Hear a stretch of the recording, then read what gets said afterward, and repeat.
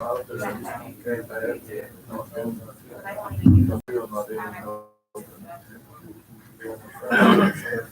don't know. Yeah, I tried to open the number.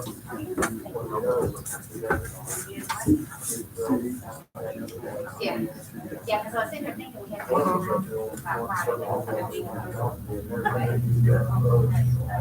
But I gotta do, I'll have to do on by Tuesday. He's at the house now. Or I never realized how much I did.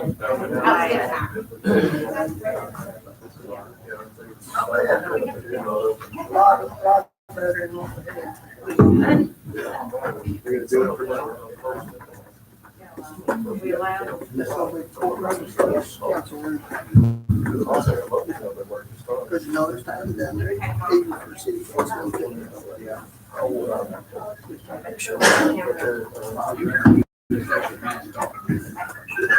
Seven o'clock, lock the doors.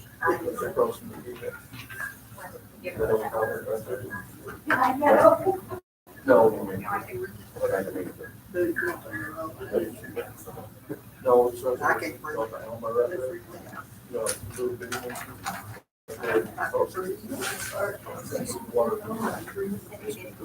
Hammered, when it was open. Back down real quick. I like them all the time. Was she sick? Yeah. No, she wasn't. She may not like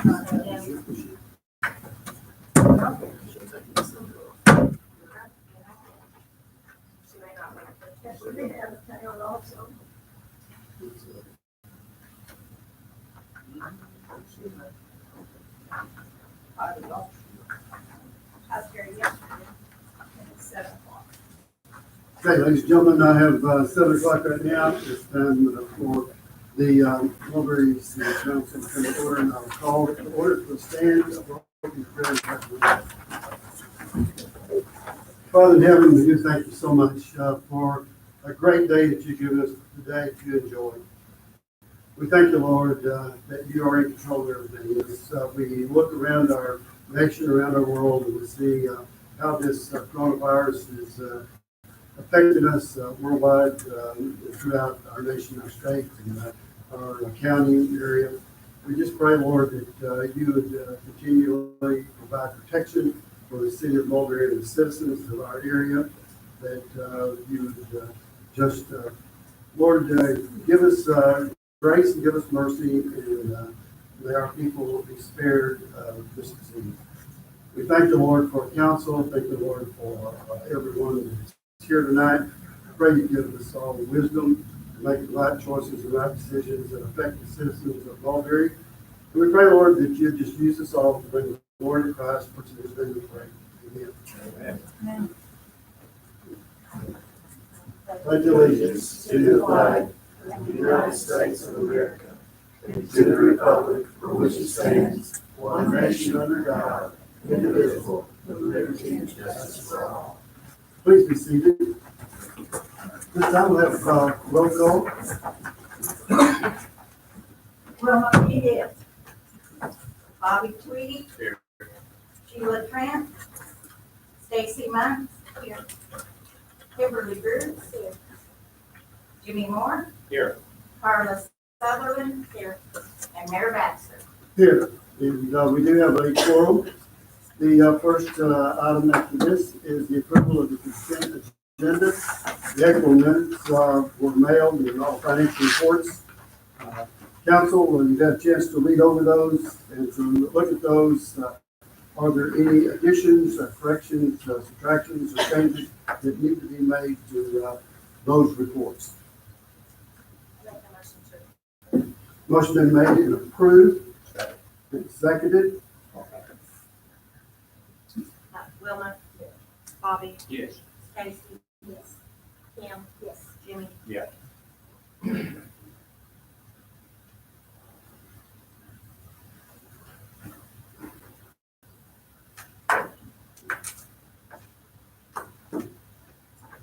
The next order of old business, there was none. New business. The court Departmental reports is not on there. I'm sorry, we gotta go through departmental reports.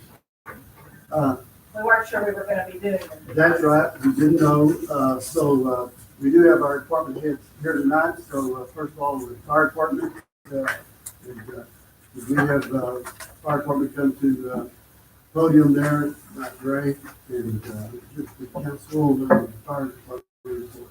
Good evening. In April, we had 22 calls. In April, we had 22 calls. Of those, 16 were first responder calls. And we had also a few severe weather calls where we had some limbs down, some power lines down from some of the bad weather. And that made up 2 calls. And then we also had 1 motor vehicle accident with injuries. And we had 1 false alarm. So a total of 22 calls, primarily, as usual, most of them were medical. Any questions?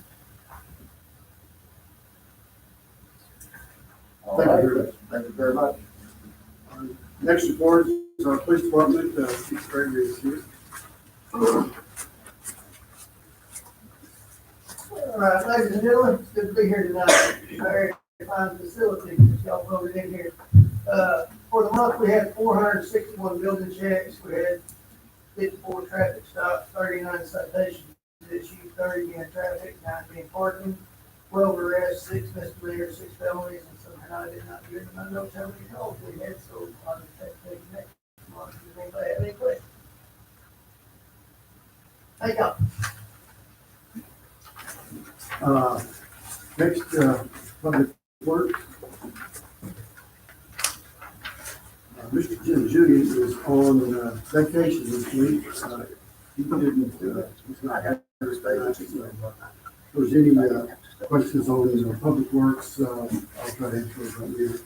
The public works has been very busy over the last this last month. You know, just making sure everything is staying in order. And you'll hear some more about that later on tonight. Okay, let's move on into new businesses. There are no old businesses listed. And we're going to have some additional items that we've added to the agenda since the agenda is mailed out. And we'll go over those with you. But first of all, I'm going to ask Monica if she would come and brief the council on the water department audit that has been completed. And each of you should have a copy of that. And that was mailed to you. And I am gonna ask you all, I put a copy of this at your table because I had a whole stack of these. Did you get that mailed, that cover letter mailed with your agenda? I sincerely apologize. I think they didn't get put in your agenda, so that would have informed you a little bit more about the report, but hopefully you had a chance to look over the report, look through it. There were no findings by the auditors. One thing, the audit took just a little bit longer because our assigned auditor, we got a different auditor in the middle of the audit. So with that being said, it took the second person a little bit of time to catch up and figure out what was going on. So this cover letter is a little bit different than the cover letter that was actually attached inside the audit, but not by much of anything. He corrected some references to reserves and so forth in this letter. But he did not have any audit findings. As you can see on the second page, findings or issues, did not find anything there. Overall, good audit. Yes, we've been hit hard, as you know. Jerry Kopke commented on when he discussed raising water and sewer rates, and they did our study. we've been hit hard the last 2 years, and with the lightning strike and the flood. So, that's reflected in our reserves and in our expenditures, but we're still on solid ground and doing well. So, still meeting our obligations. And with that being said, did anyone have any particular questions or comments?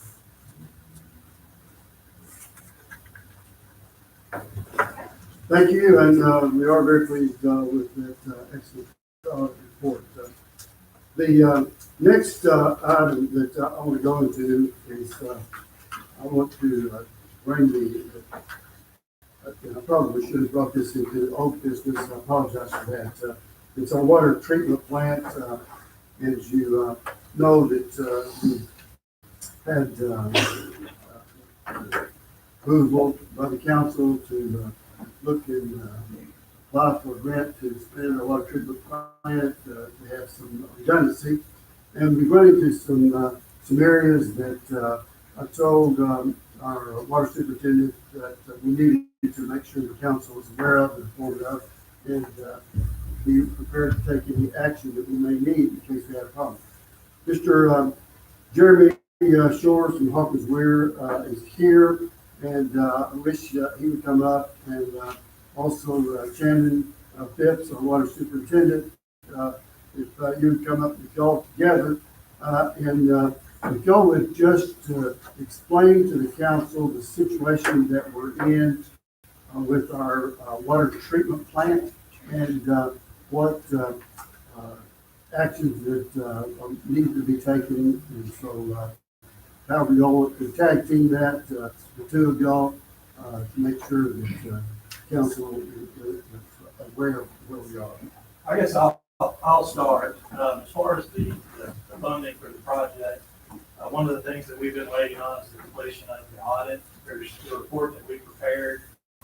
Now it's been a couple of years, it's a couple of years old, so we are updating the audit.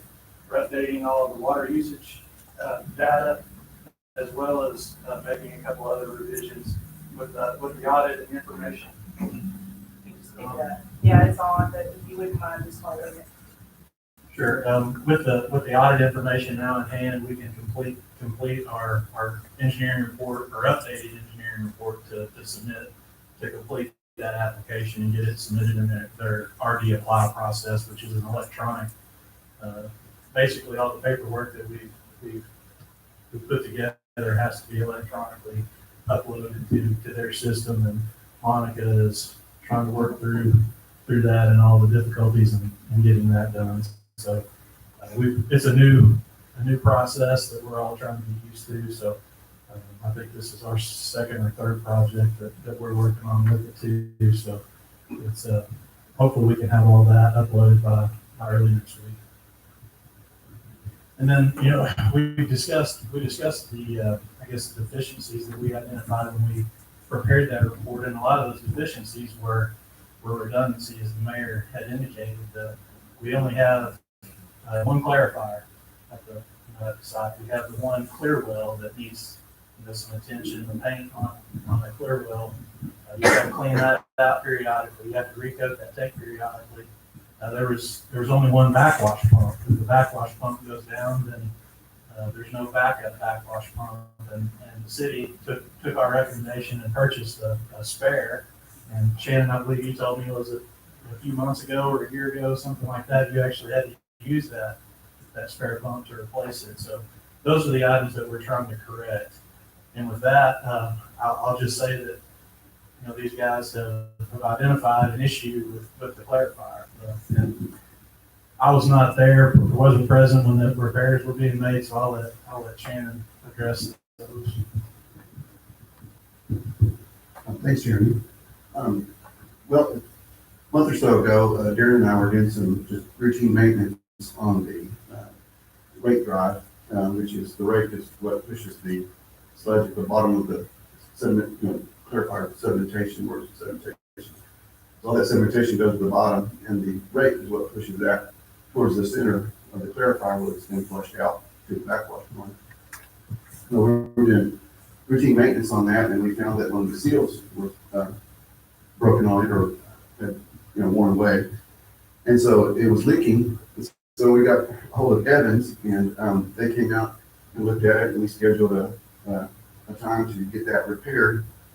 So anyway, they came out to repair the seal, and they were also going to replace some other parts, bearings and the bearing races, and the dust shields. They were going to do all that at the same time. But when you pull it down like that, you might as well do everything that you can on it. And it had been worn and everything, it had been used and worn. So, but anyway, the only thing they were able to do once we got into it, the only thing they were able to do was replace the seals and the dust shields, because what they found out, and what we discovered was that through continuous wear, the rake has worn through one side of the skirt, and also it is off center.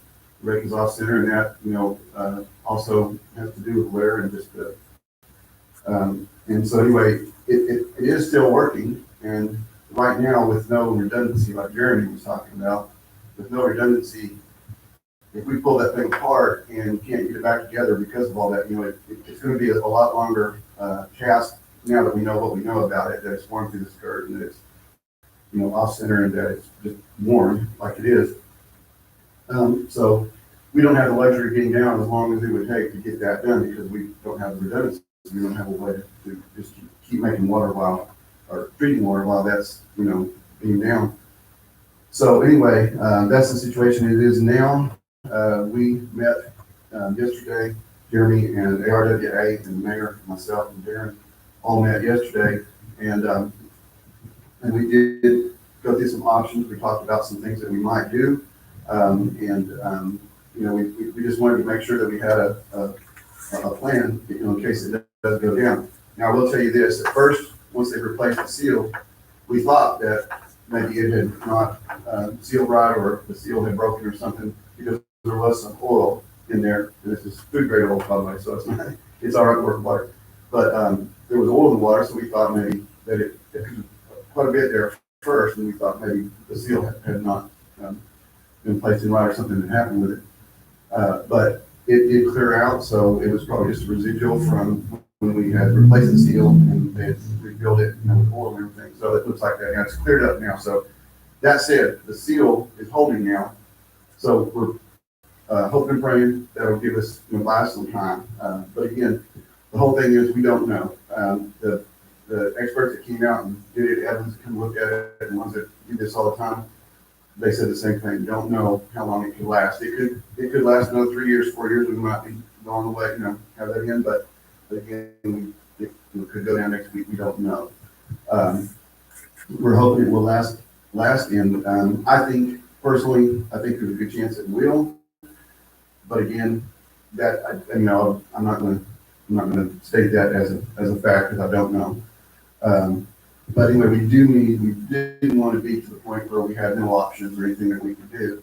So we did that session with everybody, and we did come up with some options. And Jeremy can probably tell us about the one because he had come up with the one. Right? Sure. And I guess to go a little further with that rate mechanism is not required for us to operate. That rate pulls sludge to the middle of the clarifier, and then it is periodically that sludge is blown down into a I guess your ditches, and then it ends up in a pond, and periodically it's dredged out and disposed of. The clarifier obviously pulls that material to the middle, but they can still utilize that blow down valve to remove sludge. There could just be some, out around the edges of that circular clarifier where some of that sludge still sits. And based on our experience and ARWA's experience, we could go months without that rate mechanism. So the plan now, and I guess I'll go a little further. One of the alternatives that we looked at is there's a company in North Carolina called Kruger. They actually had a trailer mounted clarifier. So essentially, we could connect to the raw water transmission line, put water through their clarifier on the truck, and then put that water into our filters, disinfect it, and that they can treat between 500,000 gallon and 2 million gallons through that clarifier on a single trailer. So we've investigated that. In talking with the mayor, they could be here within 1 to 2 days, if need be. So what we're gonna do is get with them, get a contract pulled together, such that if we were to get in a situation where we had to have them here, all of that paperwork and everything would be lined out beforehand, and we can get them here in emergency. Okay, well, he had it in mind, so I'm gonna add to his. Of course, he's coming from the standpoint of engineer, I'm coming from the standpoint of the water superintendent and the one responsible for good water. I don't dispute what he says on that, it can go for a while, however, that does need some qualifiers, because in the middle of the summer, if we have rains, if we have a lot of things, we have way less time before that thing fills up. And we've been with the ability to do this before, and all of our numbers come up. So what I'm talking about is like disinfection byproducts and all those things. We get to the point where we could be getting violations with ADH. So that's why it's still a deep concern to me. We can't operate it without the rake for a while. However, along the edges and stuff, especially through the hot summer, we've got, and I will say this too, it looks like we're getting more of an algae problem than we've had in the past. That has to do a lot with what has happened to the lake, with the flash floods, with the flooding and things that have happened to change the very nature of the lake out there. So when that's happened, we anticipate, we had a rough time with the algae last year. We anticipate that it could be as bad or worse this year. So when you're talking not operating without the rake, what's happening is all that stuff that's along around the edge of that clarifier, especially when you've got algae and hot weather, which is not a good mix, and then all that, what happens is your organisms inside the clarifier shoot sky high. And what that does is that means we have to treat with more chlorine, we have to add more treatment, and we try to do it by treatment, but then that sends all our disinfection byproducts up. So that's why it is still a concern. We can do it, in emergency, and we can. There are other things we can do, but they're very difficult. It's hard to know how, especially time-wise in the summertime when you have the possibility of fires, and when people are drinking more water and more water being used, you don't have as long to be down. So one of the things that we can do, is we can drain the clarifier and clean it out every so often. But like I say, in the summertime, we don't have that luxury much, and you're talking pretty much most of the day to do that. And so, that is something we want to avoid if we can help it. But again, all of this, just understand, all of this is worst case scenario. And that's what we're going with the worst case scenario because, you hope for the best, prepare for the worst. And that's what we're trying to do, is prepare for the worst. So these things that we're talking about, they're worst case scenarios. We're hoping it won't come to that.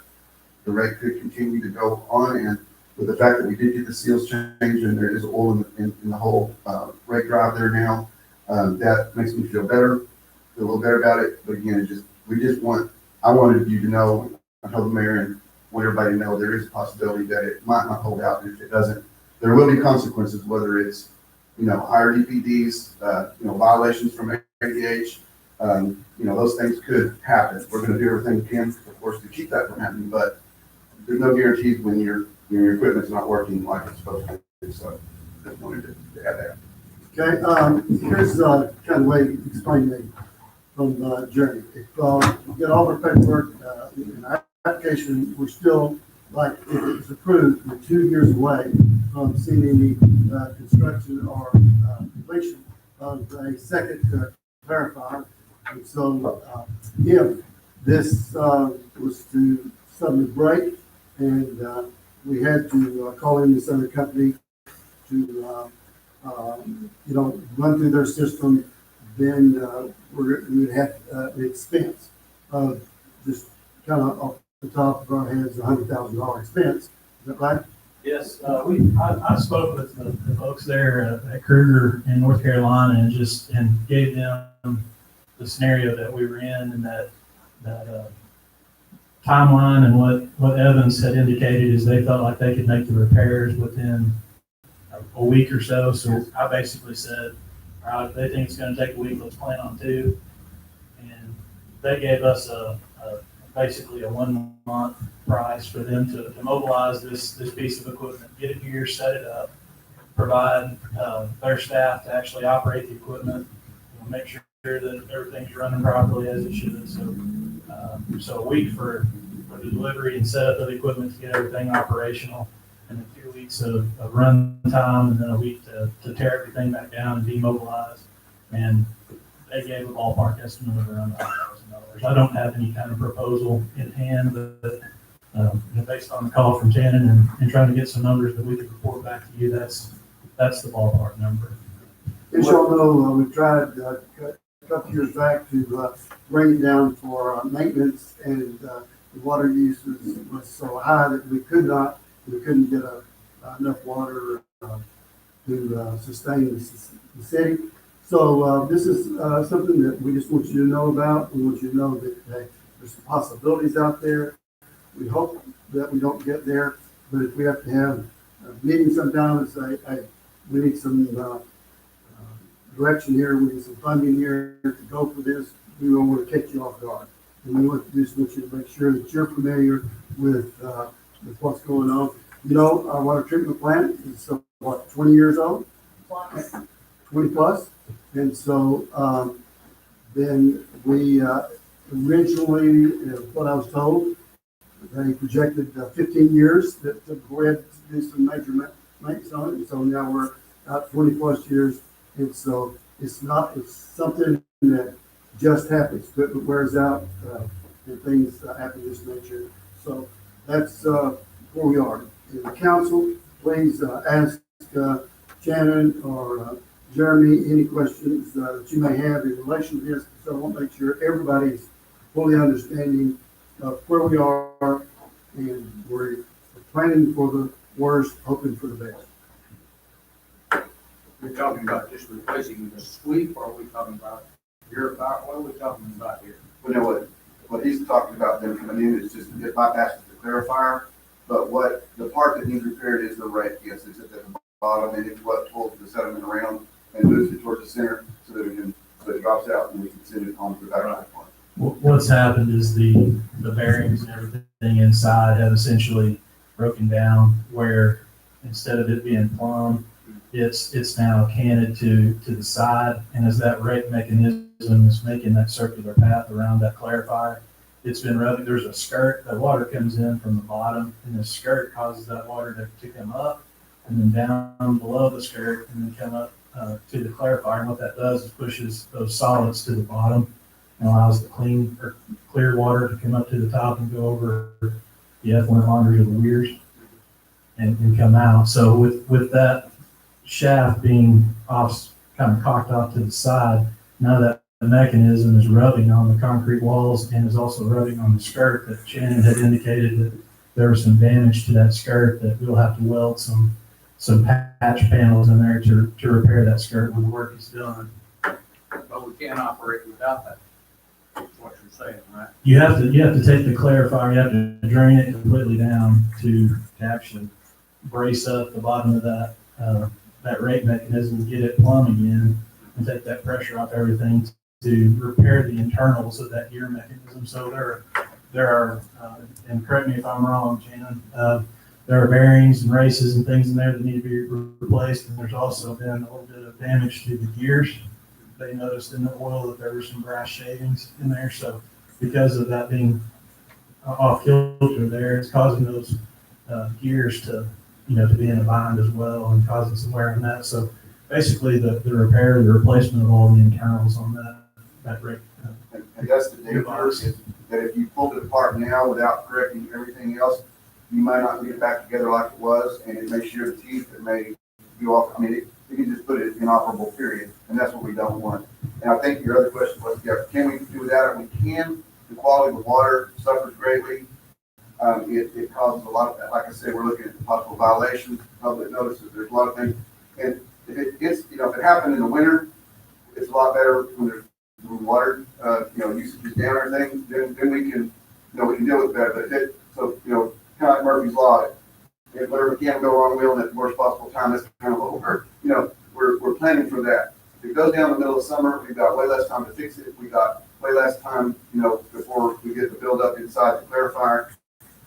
Organics go through the roof, it does cause a lot of issues that we would have to then be dealing with rather than the rate, so. Yeah, disinfection byproducts are caused by organics, things like algae that are in the water. And when they come in contact with chlorine, some of the byproducts of that reaction, that oxidation, are some trihalomethanes and haloacetic acids, the two things that the health department sample. They sample quarterly, and then they combine those, and then there's a threshold of 60 micrograms, 80 micrograms per liter on those two, and that's what they test for. So it's not like a daily test, or a monthly test, like we would go out and test, out in the distribution system for, E. coli or things like that. But it is a monthly test, and it's something that, typically the health department would look at, and if it happens for a long period of time, I think they would be understanding, obviously, in this situation when you don't have an operable. And in our experience, they have been in the past, and I apologize for not going a little further into, the possibilities there, but Shannon mentioned that could be an issue if that rate mechanism were to go down.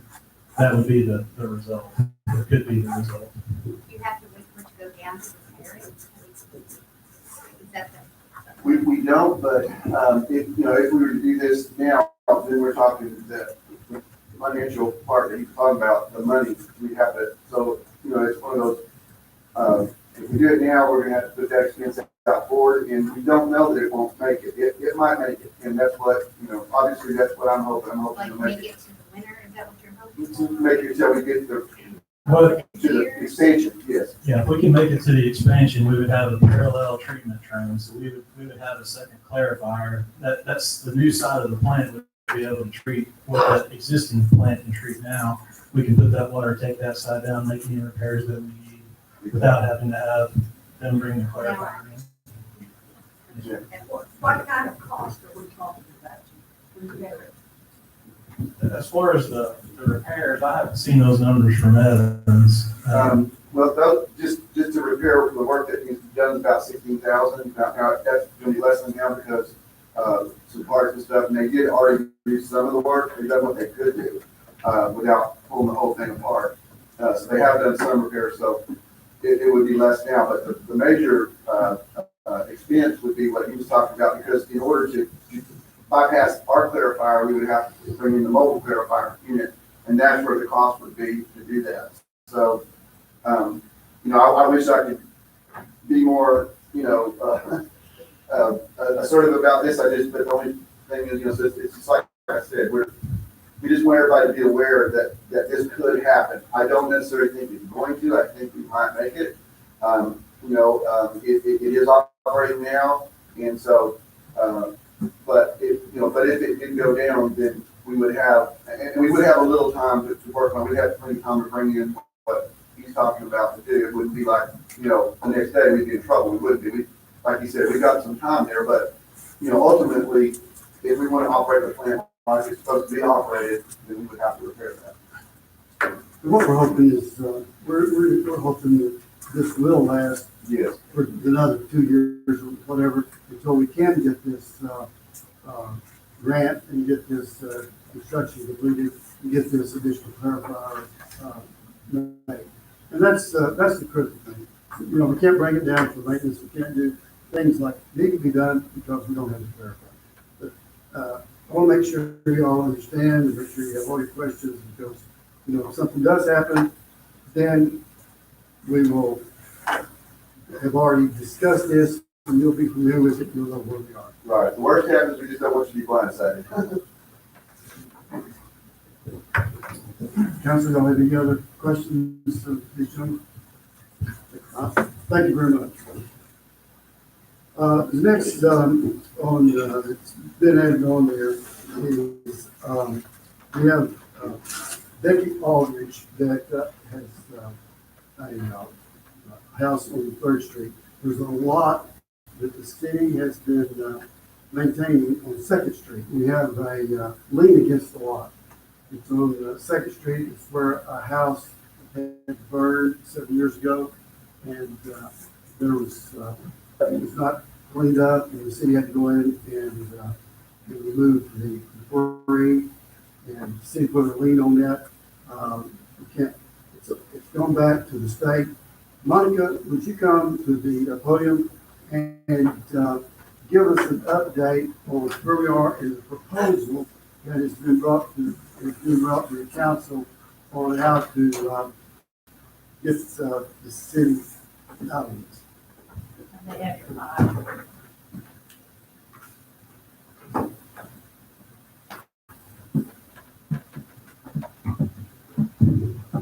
As Mayor stated, so this property is, I believe it's 232 Second Street. This was a house that burned, and the tenants were purchasing that house under contract. The insurance paid the house off, but nobody cleaned up the property, and they left town. They moved to Texas. We had a forwarding address, but for a while, then have not, I mean, we tried for years and haven't been able to reach anybody. So we've been mowing that also, you know, in the interim. And so the city has a lien of $2,559 on that property. That property, because those residents do not live here anymore, they've never paid their taxes. So the property's been certified to the state for failure to pay real estate taxes. One of the advantages that municipalities have is that we have, our lien was certified to the state when that property was certified. So in order to purchase that property, our lien has to be paid off.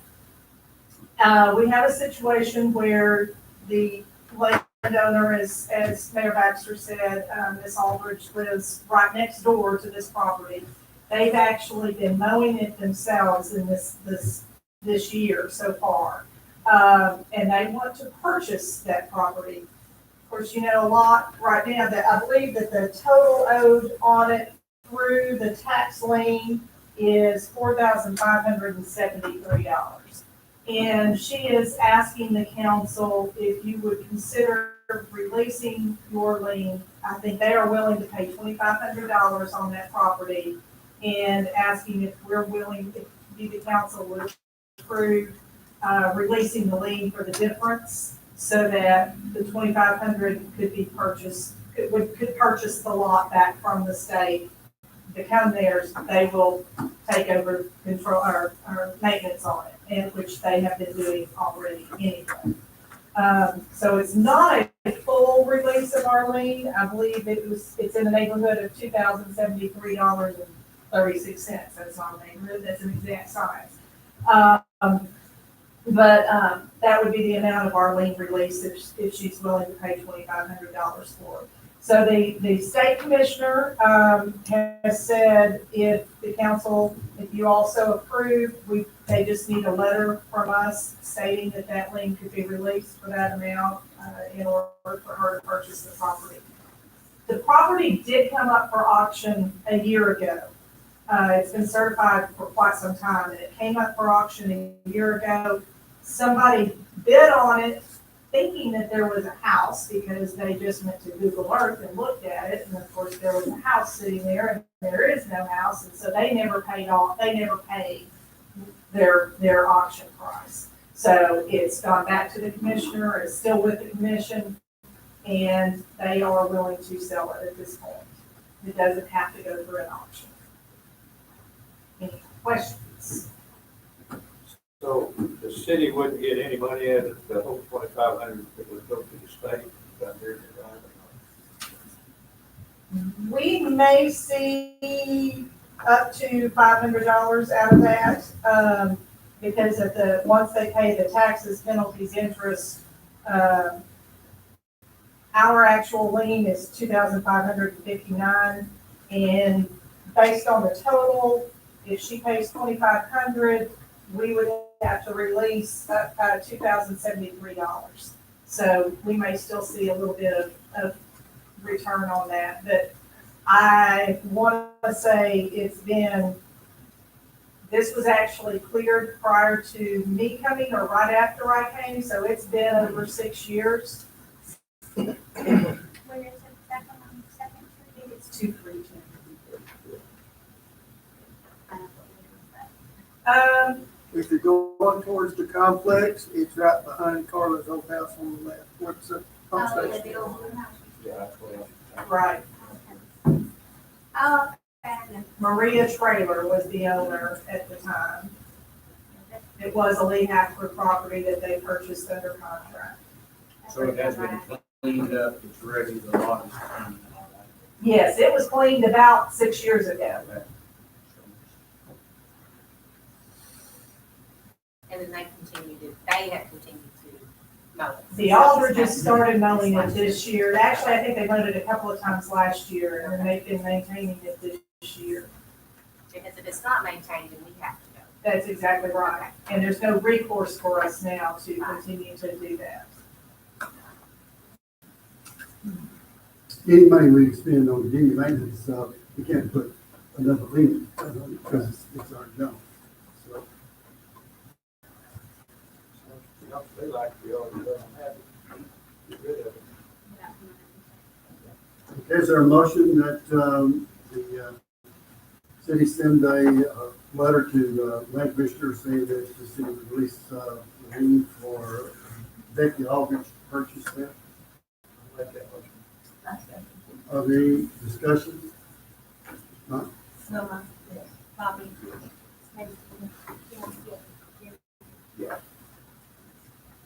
The next item that we bring forward you is, Monica, did you get, the council get a picture of the, okay, yeah, what happened was, on the federal surplus, there was this van, it's a hybrid van, that came up and we knew that the senior center was in need of a new van, another van.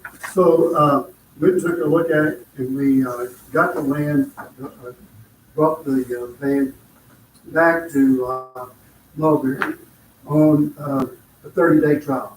So we got the van, we took it over to the Orr Chevrolet in Fort Smith, who works on these hybrid, electric and gas vans, and asked them to go through it. And they said they'd look at it for free and checked it over and told us, what needed to be done if the city was wanting to purchase this, because the city owns one van that's over at the senior center, and it would be a replacement for the van there. So the Chevrolet company called and said that it's about $600 worth of items that need to be done. There's an exhaust system that was rattling, it needs to be repaired. There's just a few minor things, but it all added up to about $600 to get that in operation. And they said it was charging, the batteries were charged, they said the batteries were good.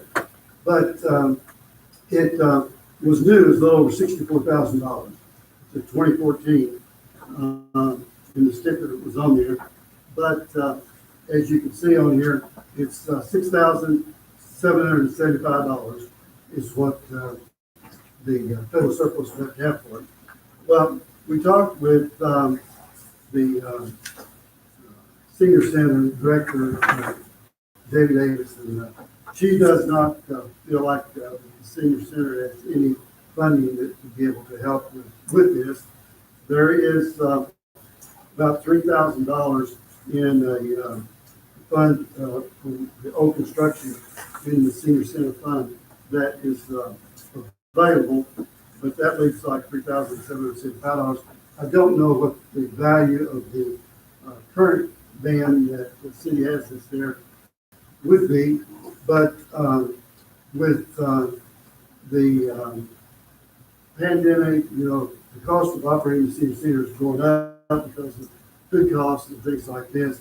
And so we don't know whether it's something that we may want or we not want, or we're going to have to we decide, because we can either keep it and pay $6,775, or we can take it back to the surplus and not owe anything.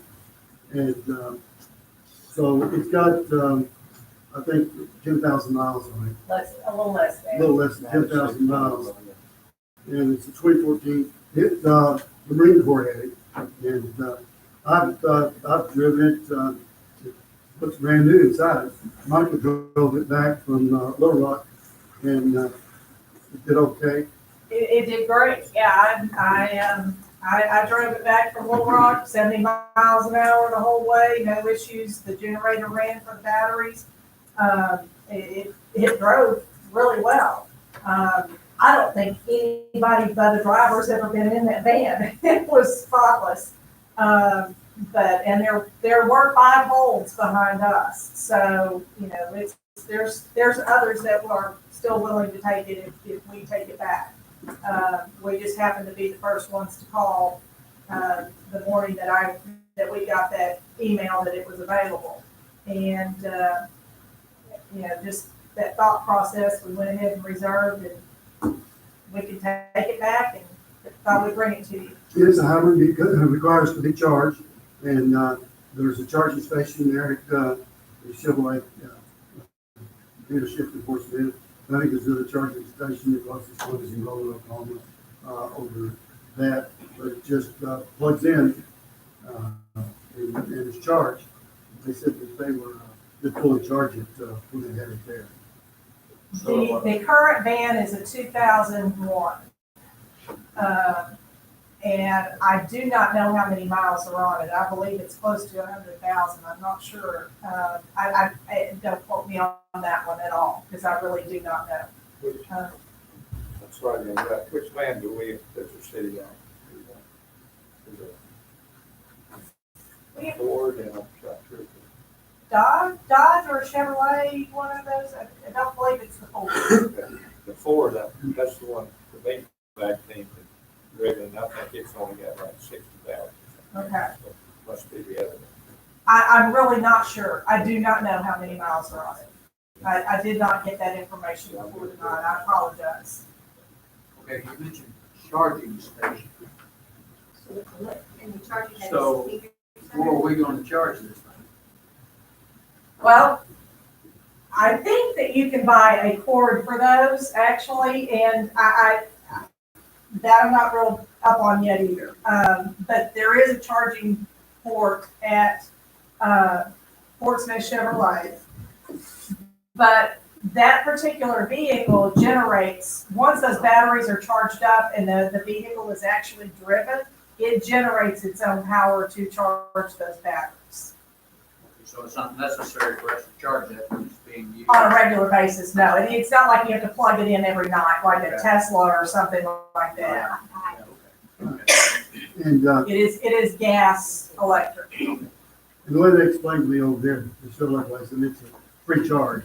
You just plug it in. In fact, I saw the charging station out there at the Chevrolet plant. It's just a pole there with the cord on it, and they just drive up. There is a card you can get a charger. Okay.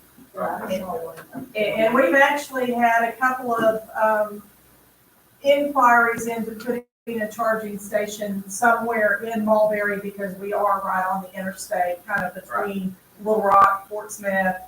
There's a possibility of charging people on the go.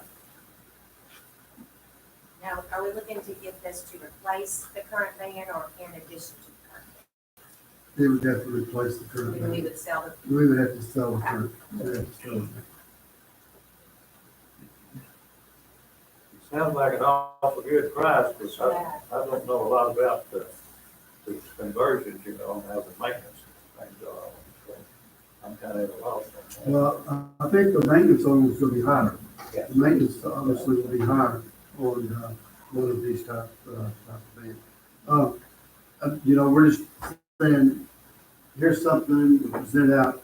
We don't know how long the van that the city owns at the, senior center, and it's something that historically, the city has provided a van to the senior center, for, help in meal delivery and, for these, trips. It's, a 12-passenger van. It's got all the seats in there, but they pop in and pop out and do the or hauling. So it's strictly up to you.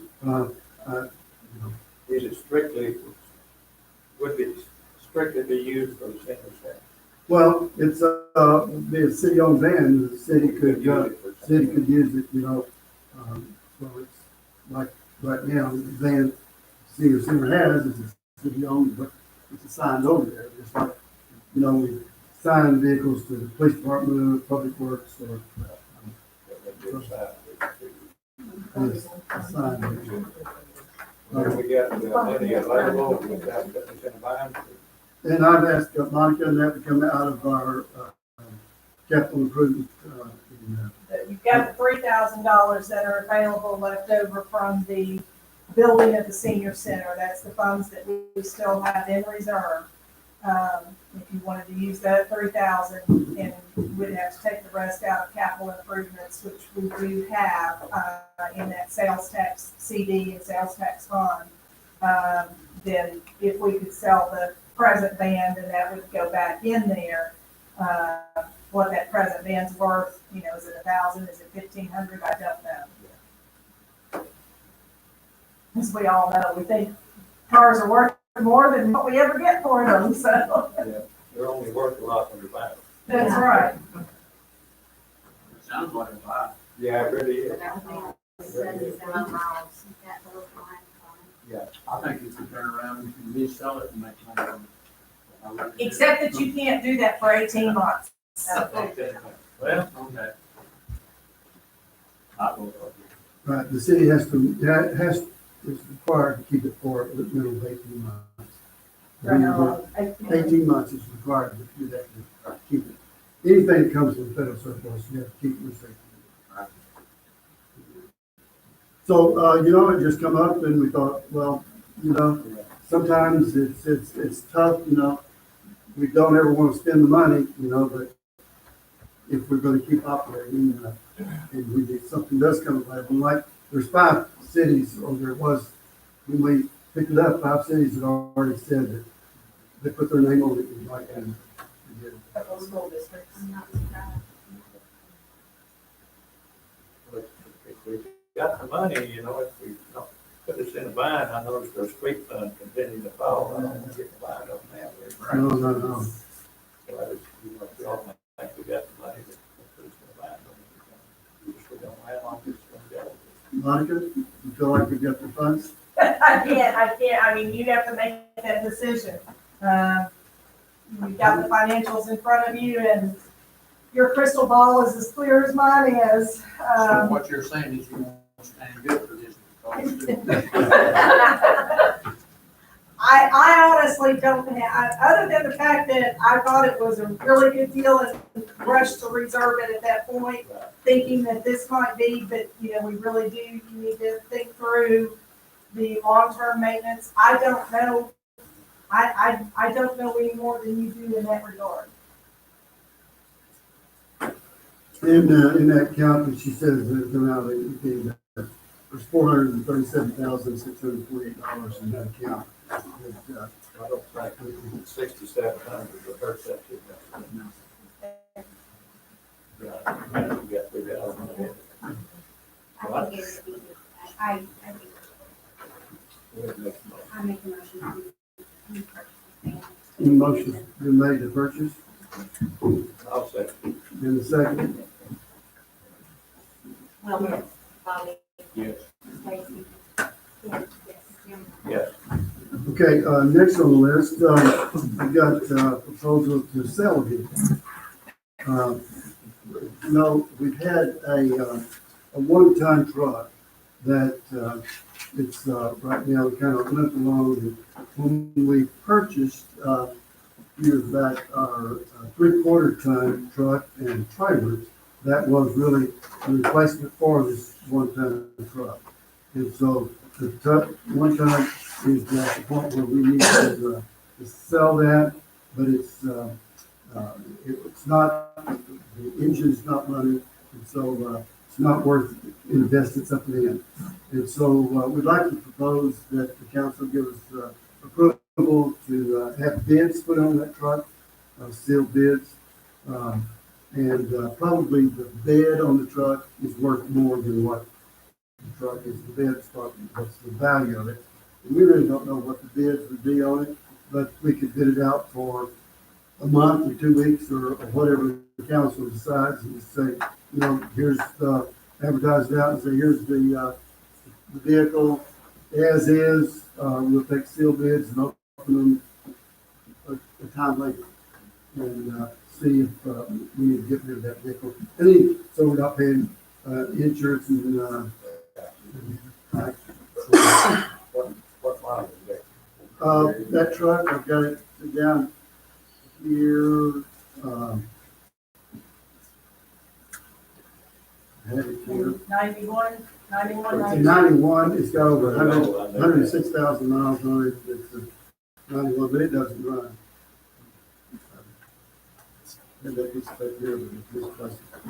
But it is, like a GMC 91 model, with, I think it's 106,000 plus. Hey, you have some transmission problems too. It is, yeah. It's just not, feasible to put anyone in. We need to get rid of it. So, do we have approval to auction that off? Okay. Is there a second? Second. Motion made and second to auction that one ton GMC. Wilma? Yes. Bobby? Stacy? Yes. Yes. Okay. While I'm looking for my list, let's go around the table here. Should we A couple do of- the same thing for the senior center van? To sell it. So, Okay, if you would, yes, approve, go ahead and selling that van, and how you want us to sell it, you want us to get, some value on it and advertise it for a price, or an auction, or, it'd be nice to try and get that, so we break out, and we don't. Could we do this? This is just a suggestion, is, go ahead and, wait until next month to make a decision on that. And during the meantime, let's get together some figures on that, talk to, JB at the senior center about that, and so we can, we keep it for another month, but, to, go through and so we'll be better prepared with some information on that vehicle for you. Is that, you okay to table it until next month? Okay. Michael, if you put that on our agenda for next month. Absolutely. Let's go around the table. Let's start, anybody got to go over there? Recycling center, I guess we're just kind of waiting when that's gonna open back up to pick up. Obviously, people ask it all the time. I know you can take the recycling to on Fridays and Saturdays, but I've just seen a lot of people ask when it's gonna start from the light to pick up again. Okay, that's a good question. We've really not, talked about that. We need, I don't have an answer. Right. I don't have an answer, but Monica, would you take that note down and let us get with, Mr. Julian, on, starting back that, and we'll talk to our county health and, to our emergency management and see, what their recommendations are on, resuming that and when resuming that. Yes, we'd like to take care of our people. Right. And I mean, I understand in this time, Yes. people are workers safe too. Right. We'll get the information back on that. And on the food pantry, has that all been approved and do you know? Right. The food pantry is not, because the training is not then. On the food pantry, right now, during this pandemic, they're doing things a little different. They're easing up on some things that normally wouldn't be, because they're really trying to help out the people. And what people, I think some clarification is going to be coming out real soon, because there's a difference between the things that the food pantry passes out it depends on where it comes from. There's strict requirements when it comes from USDA, and USDA has very strict requirements that it has to be done a certain way, and certain requirements and certain individual. But then when it's given out, that it's through things that are collected through donations, it's a different item, you know. Like with the USDA and the food thing, they want to know a person's income, things like that. On the non-areas, then it's not critical. It's not known, and that they don't have to have that type of information. So it depends on where the food comes from, the category of the food, and what the requirements are on what has been, what they've received. So it's a long process. I don't know all the answers, but Allison Hayner, who's the director, she is very familiar with those, except there's some changes right now. And she keeps very close contact with the food bank. And so we're tied in with the food bank, and so we're under what their guidelines are, so we can be sure to get those particular items. So the things that come from USDA are things that are not paid for. Some of the things that come through the food bank that are donated, well, they recover so many cents per pound to help pay for their employees and the lights and all that. So that's why. So it's passed on down to the food pantry. So it's So it's not one or the other, we will either be USDA or, no, or no. you can't It's combine not- them. Yes. You can't combine them? No, you can't combine the Donations from- donations. You keep those separate. Okay, But there'll be times where some people receive it that are just on the, the USDA list. USDA list, and there's some things that everybody can receive, Okay, you know. And so it'll be both, you okay, know, but not both at the same time, you know. And then, but the key is our people, our volunteers have not been trained. And exactly. so after this pandemic, they won't be trained, and when they're trained, everybody will know exactly how it's done. So I hate that. One thing, we were right on track, get everything done properly, train properly until the pandemic hit, and then that changed everything. And so I apologize, but we can't help it.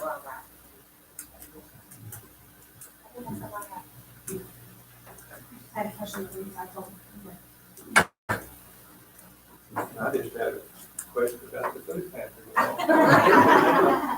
I just wondered, I talked to Alice, Yes. she said she's going to use the USDA standards. Yes. But I had built a ramp out here on the side door. And I just figured she was planning on having another drive-through or something, I don't know. Right. There will be times when at one time, the food bank will have a mobile food pantry.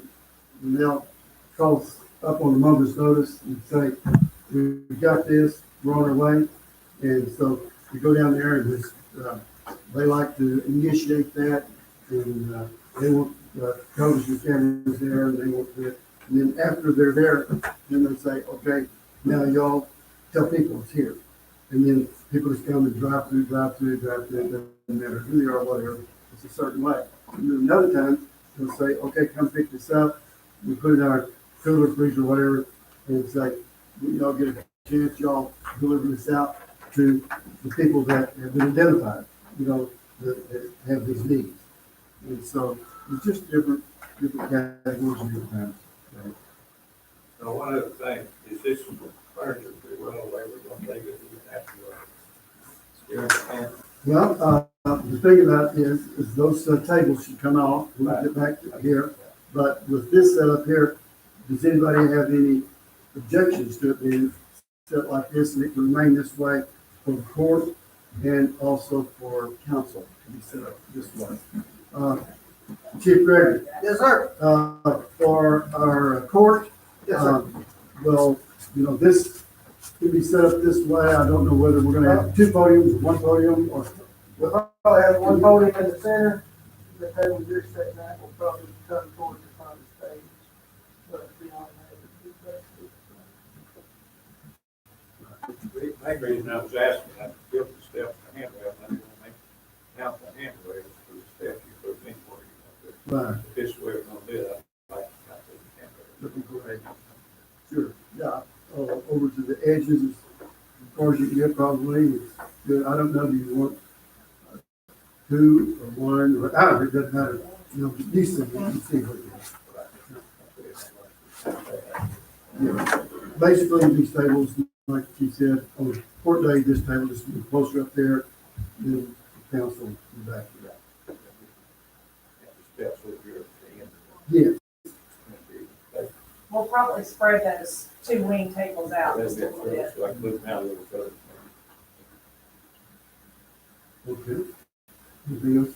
That's it. I'm gonna go recycle. What about our sign down there? You may have already fixed it. What's wrong with our sign? It's broke. It's frustrating to me because I want it to work, and but I'm told that it can't work. And tell me about it. It's pretty much dead in the water. We were, not long after I came here, the controller for it broke and the antennas broke. And I was able to contact the company at that time. They sent a new controller and new antennas, and they said, we're going out of business. This is the last. If anything happens from this point forward, you can't fix it. So we've rocked along, and we've overcome a few things like chargers, that kind of stuff. And this time it's an electrical issue somehow. I don't know. It's actually internal in the sign, in the receiving end. It says it's receiving the messages, but it won't display. So we haven't had anybody come and look at this or anything, right? To my knowledge, there's no one out there to do that type of sign. The particular company that manufactured it, then there may be. I just haven't been able to locate anyone. So if you find someone, let us know. Be a good project for you, Bob. Yeah, it would be. I will say the sign is very difficult to update to begin with. So we haven't even looked into replacing the sign. That would be a good idea. If, right now they make the signs that are more brilliant, where you can actually read them in the different colors. I have no idea what the cost of that would be. I don't know whether there's anything that could fit within that framework or fit on that pole or whatever. But is it something that you would like for us to research? I know the school is thinking about putting one up. Maybe we could get with them and make a deal on two rather than just one. Mhm.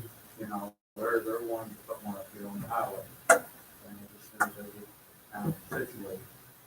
So they've already hit us up for that. We might get some ideas what the cost would be. We just, contact them and see what they're looking at. I don't know. Or maybe. Are there grants for that type of thing? I haven't seen any recently. That sign originally came before I was there on a disaster.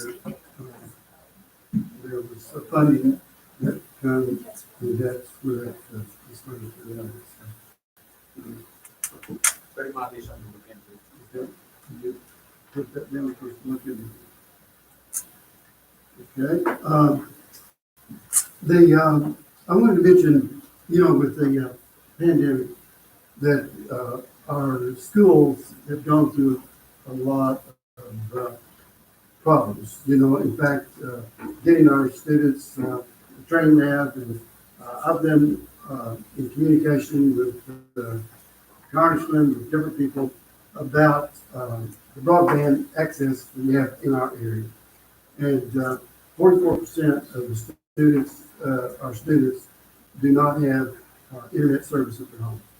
Because a lot of it comes not in the district, And, we've got a breakdown of how many is high school, middle school, and elementary school. But, that's something that, there's federal dollars out there, but, just getting all these companies to do that. I know Arkansas Power Electric is working on, some projects for that, but, that a lot of times puts some of our students at a disadvantage. And so we're working with the school district, on everything we can do to help out. One of the things with, our graduating seniors this year, this is unique for them. And the school wants to make, things, as well as they can for, having a graduation. They don't even know yet when they're gonna have a graduation. But, one of the things that we could do as a city is kind of show some city support. And I'm really glad our, chiefs are here. We were thinking about not the school, because the school can't do this, but we could say, organize a drive-by that our people in the city could show our students that they're special, they're important. Like, have the students in their cars individually, and then put posters and signs in their cars, and then leave out of the school at on Church Street there, go down Church Street south to Rail Road, back over to Main Street, from Main Street out to Marvin Elementary, Marvin Elementary back to 10th Street, 10th Street over to Church, and Church back to the hospital. And have a police escort with the police sirens, and then have fire trucks behind them, and then escort people with social distancing, be out like is a drive-by, and if they wanted to, throw a piece of candy or something in the car, or I don't know, get something, whatever, I don't know, reverse. But it would be something that our students could say, hey, the city does care about us, and so, does anybody have any objection if that would be organized? I think that would be good. Okay. I think that would be All right. good. And, Maybe might get Chief you of Police, more in the main is that street. something that you could support on that? You might research the legality. I think the city of Ozark did something along those lines. And I don't know personally, I've heard that they had problems with the state there after the state had a problem with it. So you might get a mayor call and see the legalities since they've already read it and make sure that's a good thing. Because I know the school was trying to do that very thing and the state had shut them down. Yeah, school can't do it. I mean, I don't know the difference between the school and us. Yeah. So if they can't do it, how can we do it legally? I mean, No. It's an academic educational issue, not a state vehicle issue. no, they was gonna have a parade and They did have a parade. Right. My friends. And A the parade. the key is, I talked to the superintendent and this, I understand, I'm just saying you might get with Mayor Hall and check the legalities. But from what I understand, they got in trouble with the state to a certain extent over it. So Right. that's all I have personally had no problem with it, but. The education system cannot call it a parade. The education, the educators, that's the Department of Education. And so, in our situation would be the same as if, and I don't, is what we do in fair time, what we do in our Christmas time, it'd be the same thing the city would be doing in those particular times. So when were you thinking about doing this? That would be up to some of the organizers. I would anticipate sometime around the 1st of June. something like that. You'd almost have to do sooner the better because of kids leaving. Right. If it wasn't done right away, we wouldn't, I got to feel out of it, but it would be. It would be, not be something that the city organized, it would be something that, the booster club, the booster people, that others organize. But it'd be something that the citizens would have to be asked to support. I would recommend your own. No. No, with the pandemic, with the things, you don't want to exchange things. Right. And so, That was just, not for the first one. Okay. All right, anything else? Motion to adjourn. Motion made to adjourn, I second. second, all in favor, say aye. Aye.